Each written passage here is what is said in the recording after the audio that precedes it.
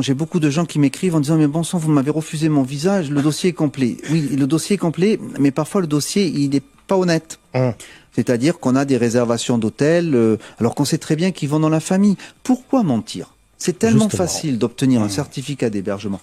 C'est pas un problème de contrôle de la personne, c'est un problème de sécurité. Si un jour, par exemple, on recherche cette famille, si malheureusement l'hôtel brûle, etc., on a besoin de ces informations en termes de sécurité. On a besoin de savoir où vont les gens. Ils vont chez nous, on a besoin de le savoir.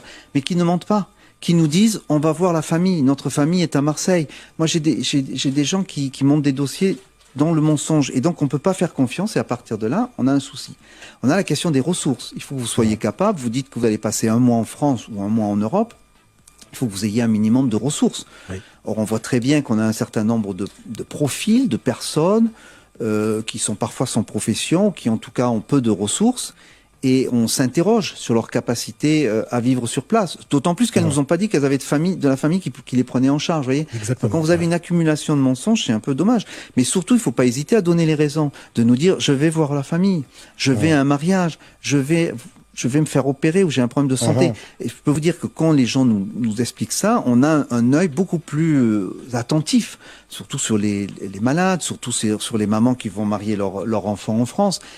Voilà, on essaie d'avancer les rendez-vous, on essaie de les traiter.